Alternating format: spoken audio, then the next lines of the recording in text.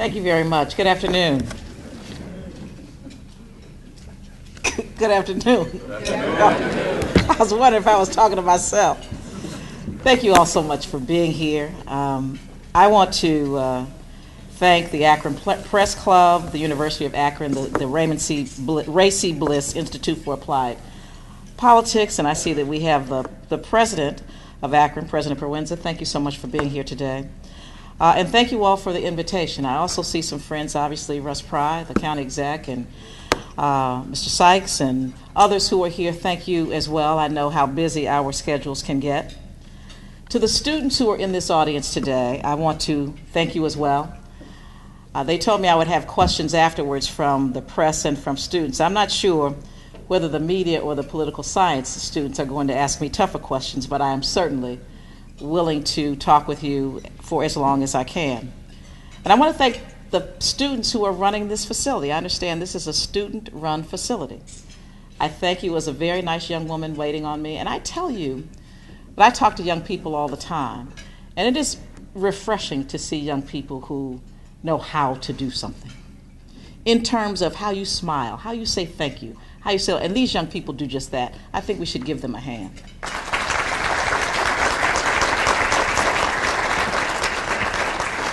As well, I want to let you know that I have staff that is here. My district director, John Harrison, is here.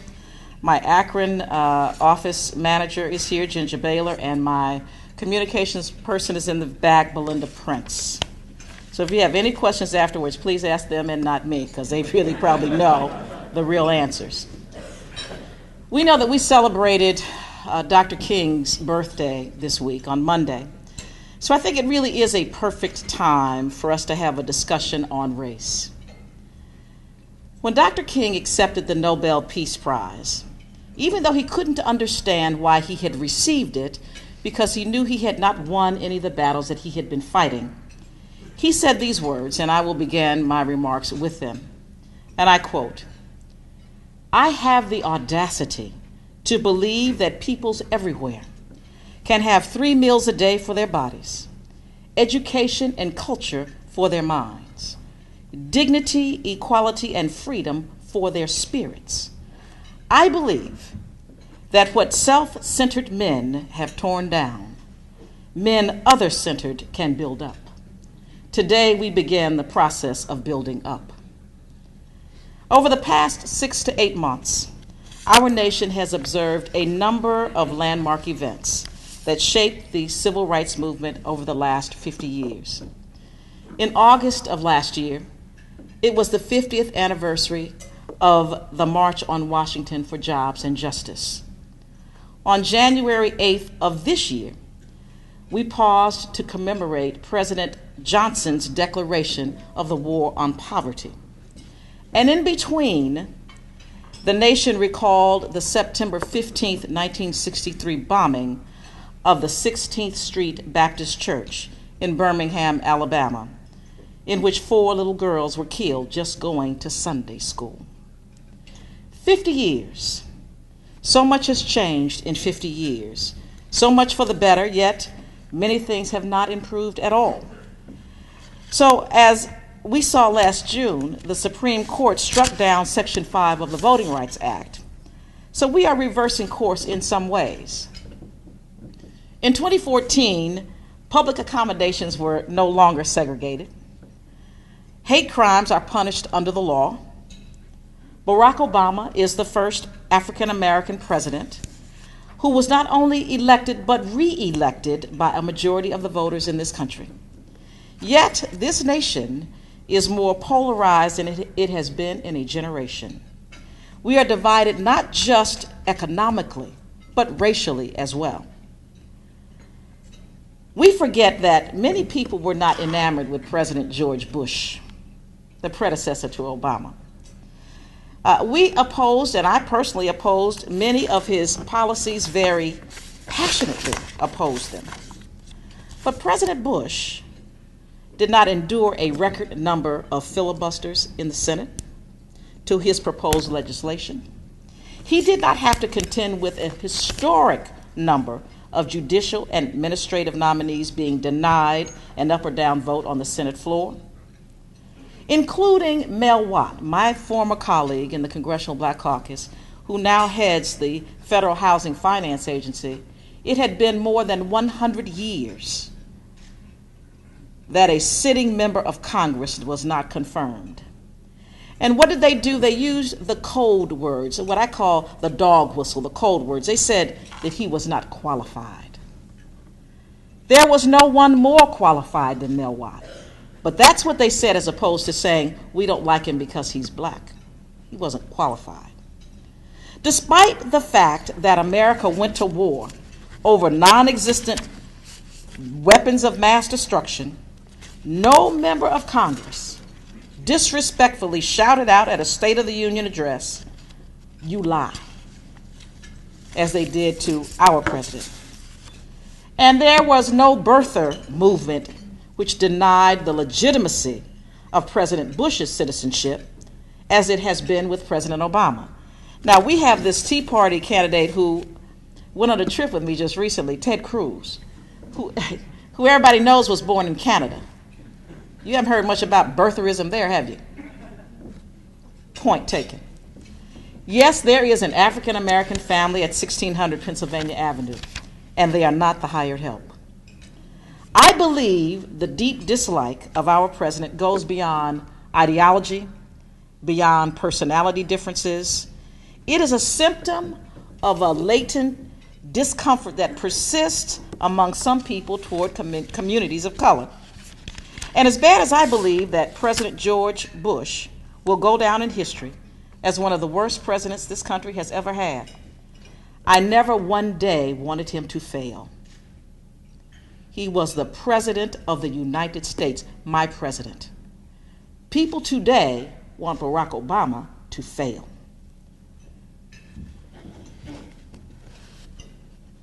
There are too many people who don't understand that we are all Americans.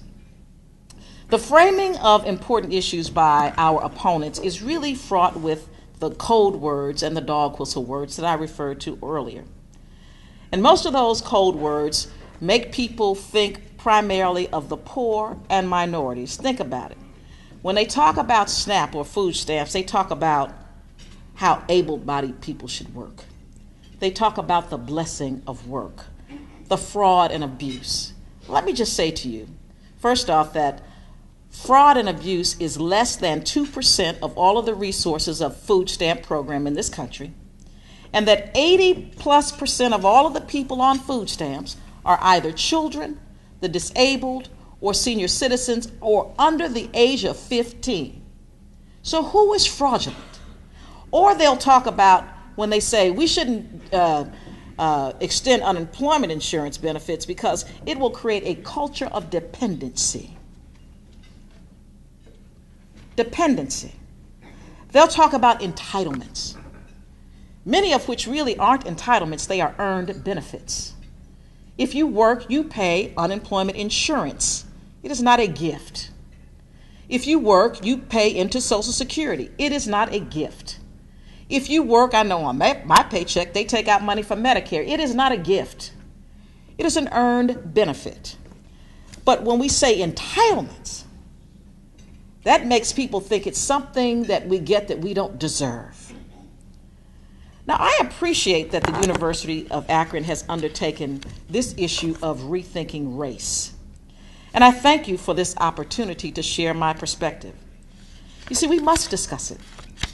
Because if we don't get it out in the open, it becomes like a sore. And we continue to just pick the scab. As a society, we have become very isolated and selfish because we don't discuss it.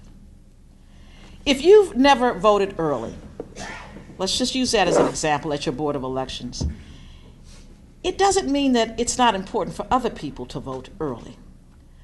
So people like me might be able to take off from work in the middle of the day and go and vote at the Board of Elections. But so many people who work 9 to 5 can't get to the Board of Elections between 9 and 4, which are unreasonable hours in the first place. Some can't get there in the evening, so we need weekend and evening hours. Our goal should always be to make it easier to vote, not more difficult. But here in this state alone, we've changed the early voting rules for the last 3 elections, 3 consecutive elections. So now you have confusion as to when the polls really are open. But secondly, and more importantly, they are trying to once again roll back our opportunity to vote by cutting weekends, cutting evening hours. We have chosen a voting option that has a disproportionate negative effect on certain populations. Among them are communities of color, urban voters, students, the elderly, and low-income voters. So it's not just minorities, but let me say to you, people in Columbus, now if you all say, repeat this, I'm just going to deny it, but it's the truth. People in Columbus really dislike Northeast Ohio. They call us that state up north. Oh, they do. Am I telling you the truth?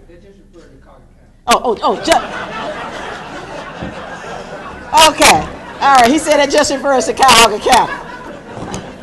Whatever the case may be, they don't see us as a part of Ohio because we are urban, we are minority, and we have so many poor people. That's what that's all about. Thank you very much, Mr. Representative. But think about where we're going with this voting thing. In 2012, in the general election, there were dozens of college students in this congressional district that had their right to vote challenged. And let me tell you why they challenged them. They said that because they did not pay utilities in their dorm rooms, that they were not eligible voters. Now, these students had no idea that their votes were being challenged, and fortunately for the students at John Carroll University, that challenge was dismissed. They are doing everything they can to make life hard.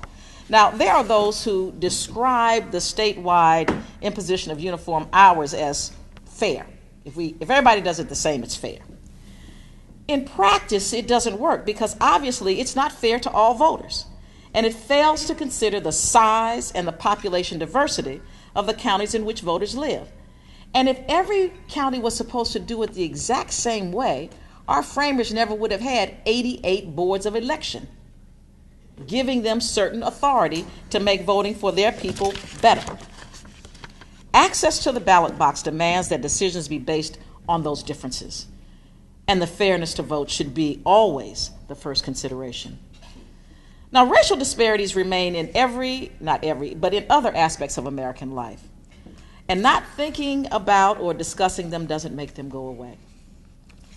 African Americans have a life expectancy 4 years less than white Americans.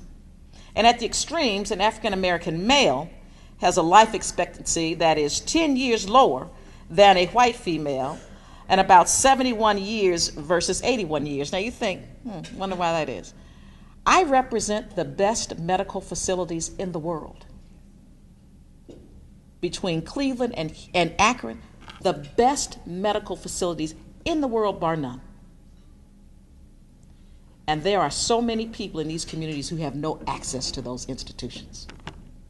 Something is wrong with that picture. I'm a lawyer, which they said earlier. The law grants every person, no matter how horrible they may be, the right to a lawyer. The law should give every American the right to a doctor.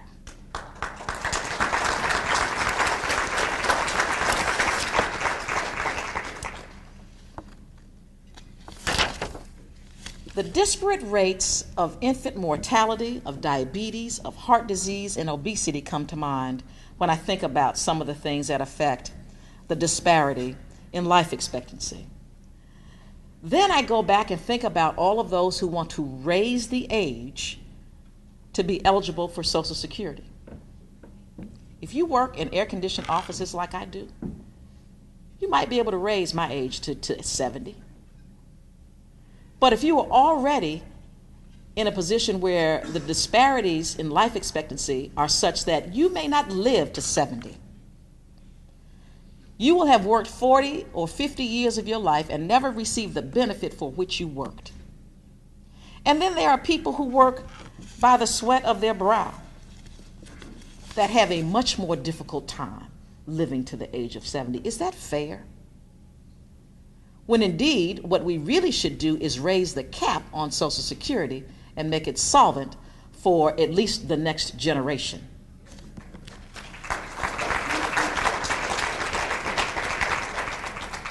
We also need to talk about how we access affordable quality health care and better educations that promote healthier lifestyles. It is important that we do that.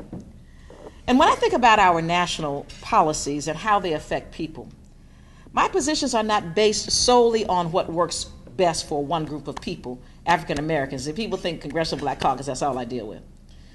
It is about what America stands for, providing opportunity for all of our citizens to succeed. It means standing up for those who are overlooked and in some cases deliberately denied equal opportunity. In a global marketplace, the United States can ill afford to accept an education gap that leaves African Americans and Hispanic Americans behind. Because we all know that by 2050, this country will be a majority-minority country. We have to have people who have the skills to run this country, and we are all in this together.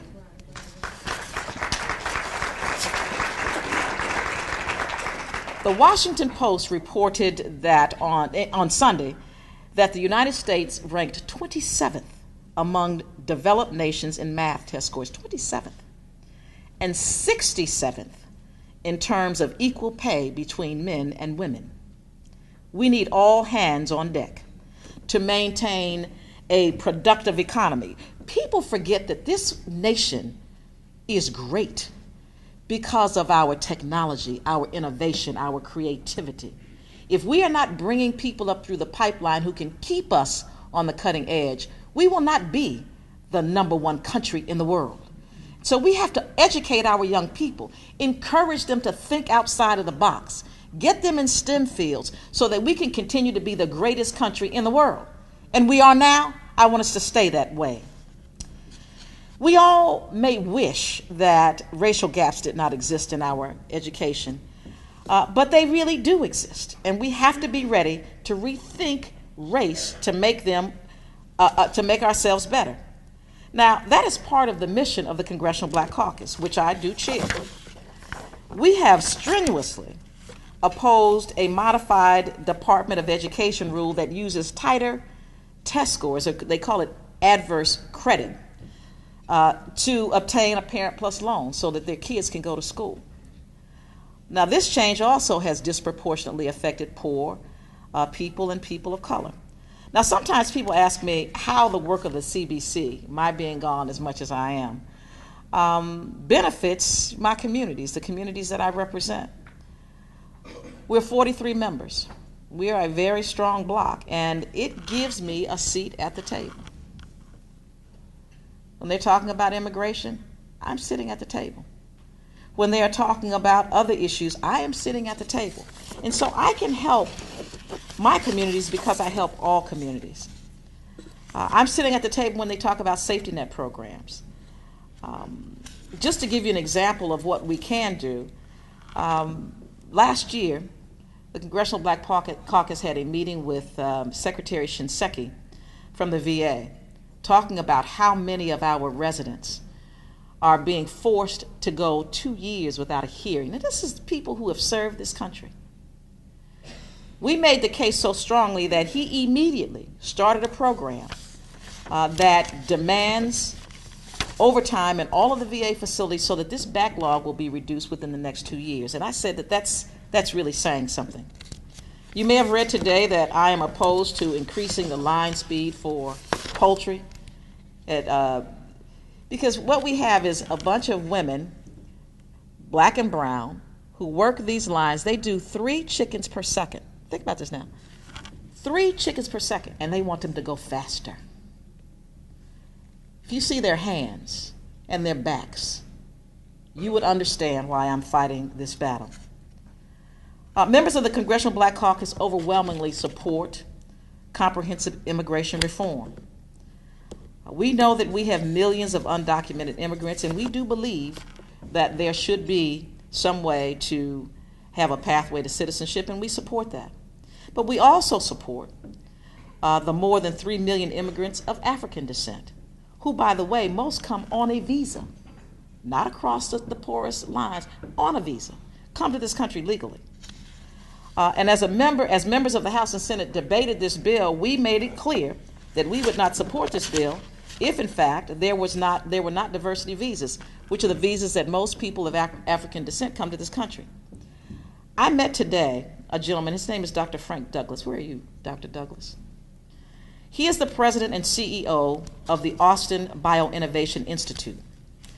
Dr. Douglas came to the United States on a Fulbright scholarship from the nation of Guyana in Africa. He is a former MIT professor. I want them to see who you are.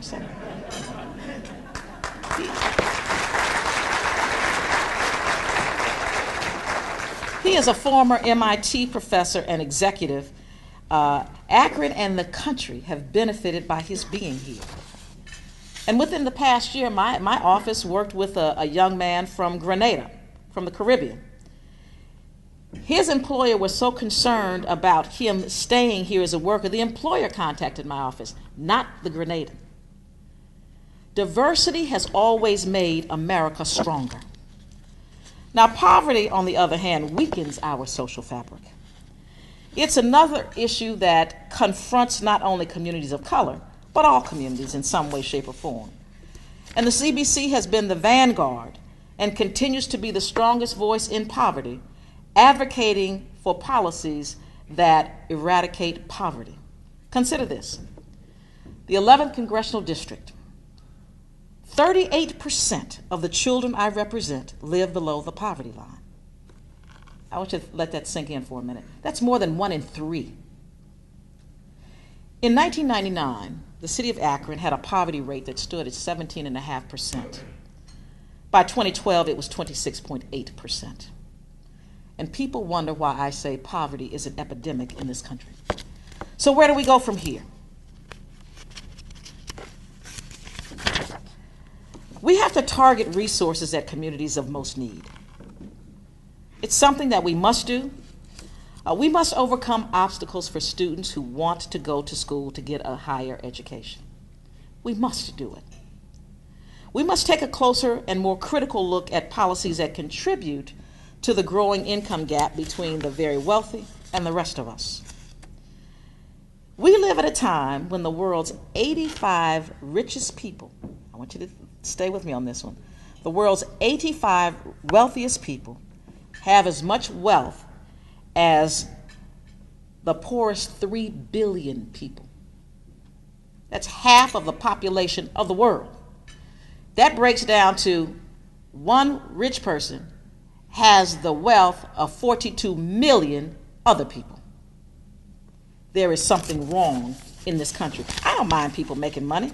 I think it's important. But I think that there has to be some other way to keep that gap from widening as we go forward. And we have to continue the fight that was championed by President Johnson. Now, people would say to us that the war on poverty failed. It did not. Poverty rate at the time Johnson's war on poverty started was over 26% in this country. It has been reduced by more than 10%. If we had not had Social Security and Medicare and Medicaid and the jobs programs, it would be higher than the 26%. It did work. It may not have worked well enough, but it worked. And I will close by saying that Dr. King understood how important the conversation about poverty was, because in his final message, he said that poverty was a civil rights battle. And it's still true today. He said that it is much easier to integrate a bus than it is to eradicate slums. It is much easier to guarantee the right to vote than it is to guarantee an annual income. It is much easier to integrate a public park than it is to create jobs. If a man doesn't have a job or an income, he has neither life nor liberty, nor the possibility for the pursuit of happiness. He merely exists. To fight to end poverty is at the core of who we are as a nation, and I believe it is at the core of who most individuals in Summit County choose to be. Indeed, Pope Francis has encouraged people throughout the world to address poverty. His call for action is no different than that of the CBC. And I will close by saying that it is time that we embrace and openly discuss our differences and our commonalities. Barbara Jordan wrote a book that says, everything I ever needed to know I learned in kindergarten. And she's so true. We cannot achieve it by living and working in silos, and I make no pun because of where we are. Rethinking race means renewing our commitment to abandon stereotypes and generalities, and to work toward opportunities for all people to succeed. So in the words of Barbara Jordan, when you cross the street, look both ways and hold hands, and let's hold hands. Thank you.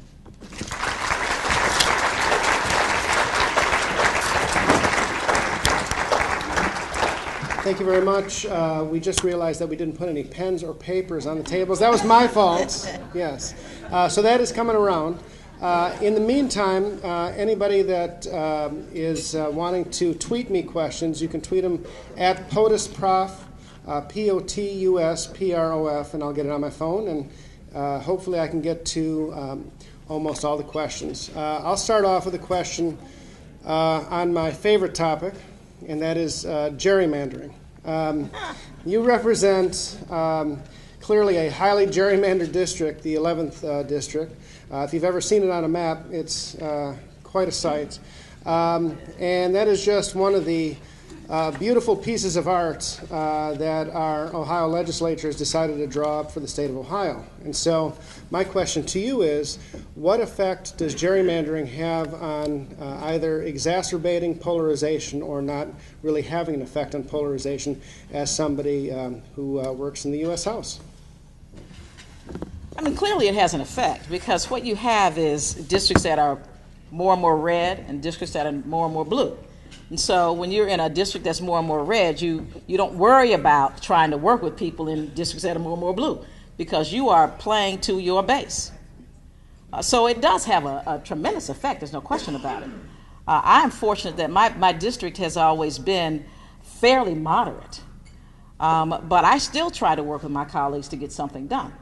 But there's so many who don't even want to hear what you have to say, because they know that what sells at home is for them to be the worst son of a gun in the house.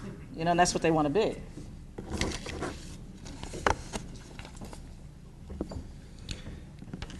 Okay, it took us 2 minutes to get to this question. What can or should be done about the problems with Obamacare?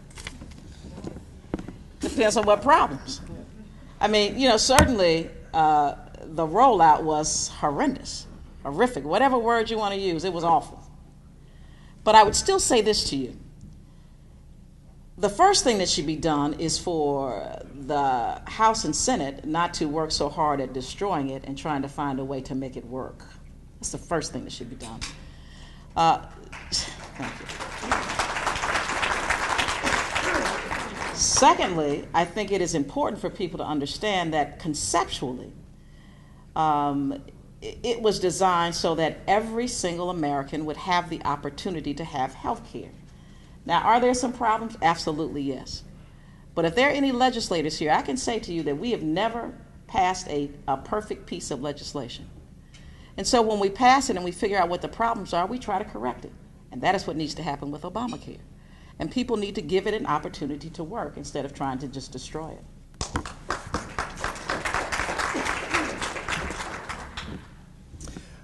What do you feel are the leading causes of the gridlock and polarization in the House and politics in general?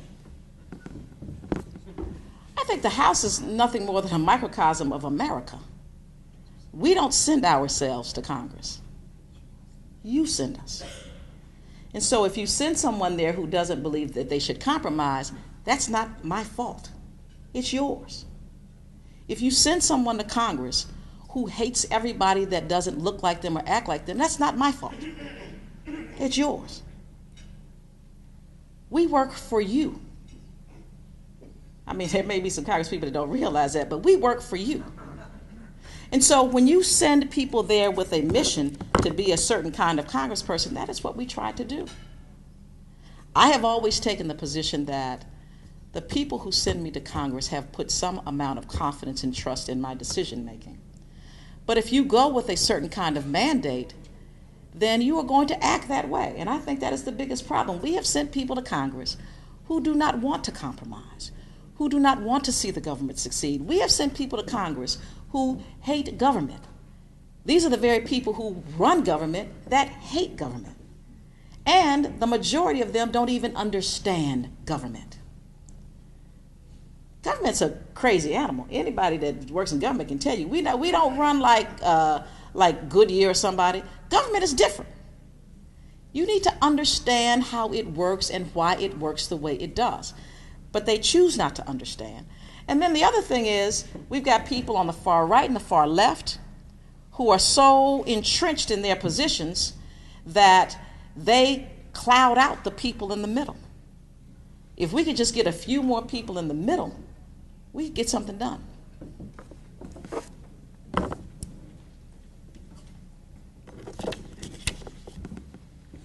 Okay, what is your position on raising the minimum wage to a living wage? I'm for it.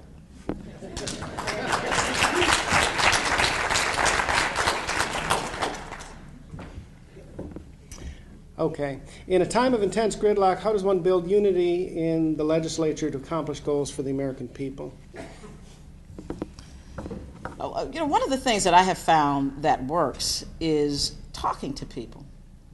Now, this morning we had a meeting. We met with the mayors and managers, and myself, Dave Joyce, Jim Renacci, and Tim Ryan were all there together. We work very, very closely together. We are friends. And everybody always talks about, they're so jealous of the Ohio delegation. You guys get along so well. We do, because we understand that we are working for all of you. And one of the things that I started out doing from the time actually I got there is trying to make myself known to Republicans. And I guarantee you, if you ask a Republican, I don't care from where, what Democrats they know the best, I guarantee you I'm in the top 5. Because when I first got there, I'd walk down the hall and they'd see me and they'd put their head down and they'd act like they were talking on the phone. And I said, good morning. They just kind of look at me like they have to speak now. Like, good morning. And so over time, when they see me coming, they say, good morning. And so that's the beginning. And then you go and you sit with them sometime. You don't let them ignore you. Because what I found out is it's hard to dislike somebody you know.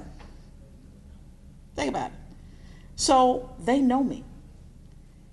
When they want legislation that they think that they need some Democratic votes for, they come over and sit right by me and say, Marcia, could you sign onto this for me? We have an ongoing dialogue. We have figured out how to like each other even when we disagree with each other. And that is what needs to happen to a lot of people. Like Jim Renacci now is in a group, a bipartisan group, that they meet for dinner periodically just to talk across the aisle. We need more of that. And the other thing is we need to spend some time with each other. Before Newt Gingrich became Speaker of the House, most members stayed in D.C. all week long, sometimes 2-3 weeks at a time. That's where we work. That's my place of work, actually. But when he came in and made everybody believe that we have to run home every week, you stopped being able to know who their families were. Your kids didn't go to school together anymore. You didn't go to the same kinds of events. Those are the things that gave them the camaraderie that they needed to work together. And all those things have been removed.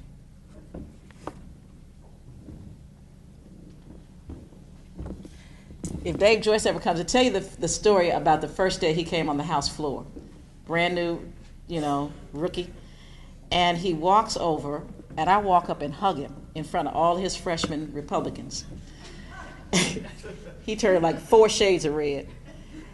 But he enjoyed it, and so did they. It broke the ice. You see what I'm saying? Okay, we have a couple of questions on the topic of marriage equality. Do you support it, and would you use your position as chair of the CBC to speak to the African American population about supporting the LGBT community in support of civil rights? I do, and I have.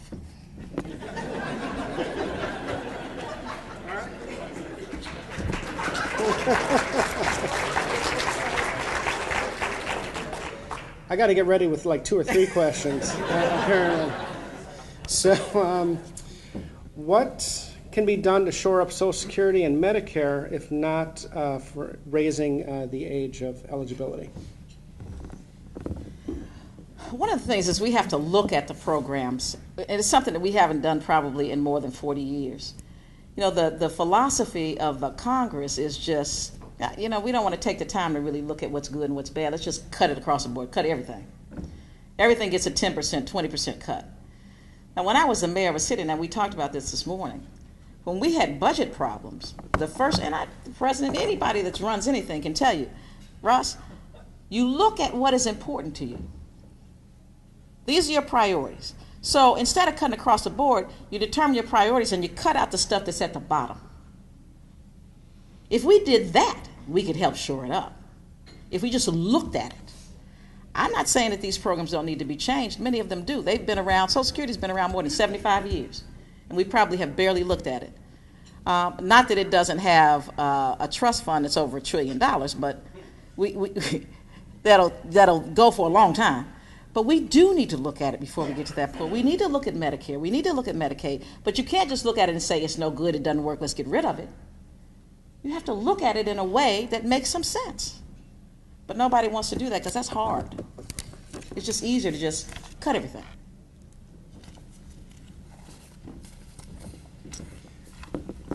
President Bill Clinton made the development of a youth apprenticeship system a core plank of his education platform when he was running for president. President Clinton forgot about it, and so have Presidents Bush and Obama. What can you do to add dignity and value to the education of those citizens who are not college-bound? That's a tough one. Education is tough, no matter how you look. I'm on the Education and Labor Committee. But as we continue to believe that it is more important for us to cut resources than it is to run a country and take care of our people, I don't know how we change it. Because it's just really more important to cut, whatever it is. It's like, oh, you know, well, we think the churches should do it. Well, we think the nonprofits should do it. Well, we think that the corporations should chip in. There is no way that all of those groups of people can do all of the things for the people in this country that are needed. But we continue to cut resources. And as long as the resources are cut, you're not going to have in your schools, you know, the kinds of programs that young people need, whether it be, look at how many we're short on carpenters, short on nurses, we're short on masons and everybody else. We need to teach young people, plumbers. If we could teach young people these skills, we may be in a much better place for those, especially who have not, who choose not to go to college or who can't afford it. There are many ways to educate young people, but you can't do it if you have no resources to do it.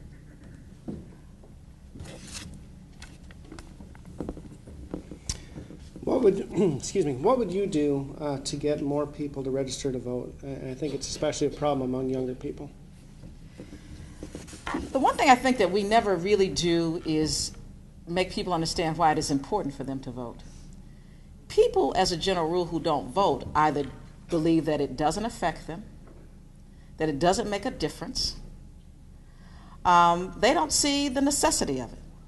You have to explain to them at some point that politics and voting affects every aspect of their life, even down to the color of the house they live in, the paint on it, the streets, the schools, what even happens in your bedroom if you listen to my colleagues in Congress. It affects every single part of your life, the quality of the air you breathe. Think about it.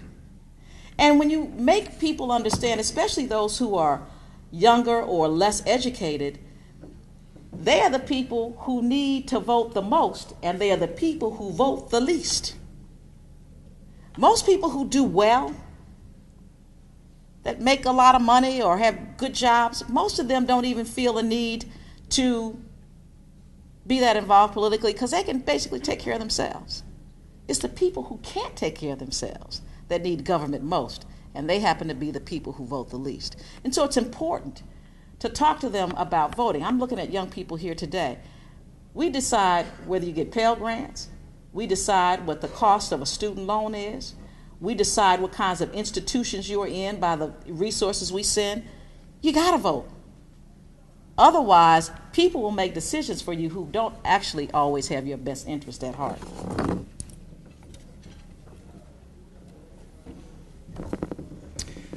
Can you talk a little bit about the impact of Citizens United and the campaign finance system and how it impacts your job and impacts the congressional process? Citizens United, which is the case that basically allowed any corporation to become what they call a person and influence political campaigns. I believe that we should have public financing of campaigns. I think it would make all of our jobs easier if there were not those who relied so heavily on campaign contributions that sometimes they might feel that they have some obligation or they're indebted in some way. Citizens United just opened up the floodgates. Now that's why you see so much money in campaigns. Just think about the district next to mine, and I'm not saying it in a negative way, but the last race when Jim Renacci and Betty Sutton ran, that race cost $11 million. $11 million. The presidential race, almost $2 billion with a B. Can you imagine what we could do with those resources in our schools, in our neighborhoods, in our hospitals, in our institutions? So it just opened up the floodgates so that now people can give money and you don't even know who they are. They put ads on television so much so that you really can't even watch it when you get close to the election day. Can't even watch television. Now, I'm a politician, right? I study this stuff. I can't watch television. I get sick of it. They're more negative, and we still don't know who pays for them. So Citizens United has created a huge, huge issue in Congress. And I think that until we do campaign finance reform, we're going to be in more and more trouble. Look at my account, though. I don't have any money, so I don't owe anybody. What are your thoughts on addressing the long-term care needs of America's aging population and Ohio? 1 in 3 Americans over 70 will need an average of 3 years of care that Medicare doesn't cover. How do you solve that problem? I don't know that we can solve the problem that exists today for those over 70, but what I can say is that one of the things that we made sure we addressed with Obamacare is preventive care. It is a lot less expensive to keep you healthy than it is to take care of you when you are sick. And what America has today is a sick care system, not a health care system. And so if we can start to get people to be healthier as younger people. Now, you could look at me today and say, you know, she probably need to lose about 20, 25 pounds, maybe 30, and that's probably true. But I was not an unhealthy child. And so I don't have diabetes. I don't have high blood pressure. I don't have brittle bones. I don't have any of the things that go along with things that children are getting today because of poor eating habits. You know, we've got schools now where they don't even have physical education. 80% of kids today exercise 1 day or less a week. We have children who live in neighborhoods today who can't play outside. We are raising the first generation of children who may in fact have shorter lifespans than their parents. So we have to get people healthy earlier. And then I think that as they age, the cost to the system isn't as great.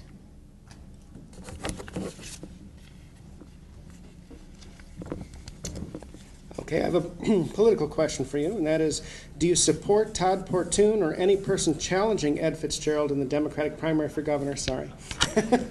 Do you believe that a primary would be helpful to having a vigorous debate about the issues Democrats care about? This is the press club, so I got to ask tough questions sometimes. Let me give you a tough answer. I'm going to support the Democratic nominee after May 5th.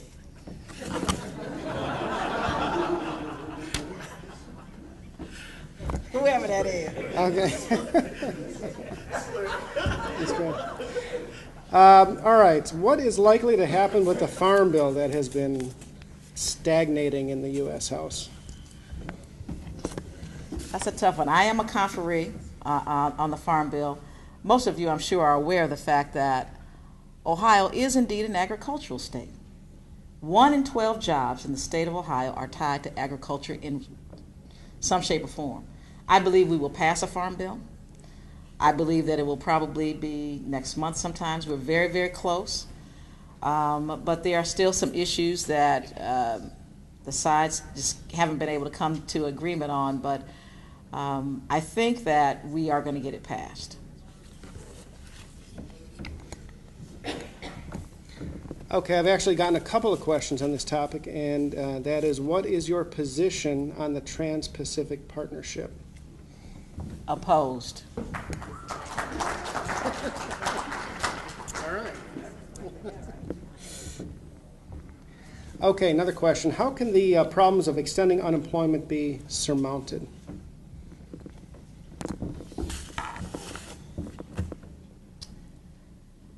We really need a short-term strategy and a long-term strategy. Certainly the optimal is to get people back to work. That's so that we don't need for people to be on unemployment insurance. But to get there, we can't forget about the people who are suffering today, the people who can't pay their rent today, or the people who can't pay their car note or turn up their heat today on days when it's below zero. But in the long term, we have to find a way to not only as a government help create jobs, but to encourage private industry to help create jobs as well. So long term, we need to create more jobs. We need for the economy to get better. Short term, we need to still take care of these people who are in need. And I believe that people forget that the job of government, really, when you boil it down to its lowest common denominator, is to take care of its people. That's government's job. And I think we don't do that when we leave people out here with no way to take care of themselves.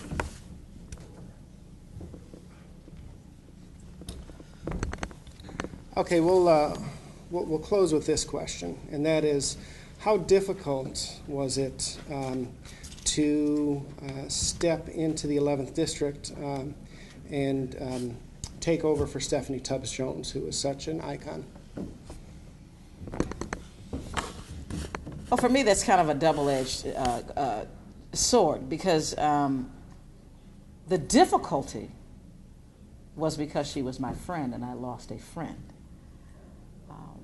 That's what made it difficult for me. I never questioned whether I could do the work, and I never questioned whether I was the right person. I just always want people to know that it's not Stephanie. I'm Marcia Fudge, and I'm the best Marcia Fudge I can be every day.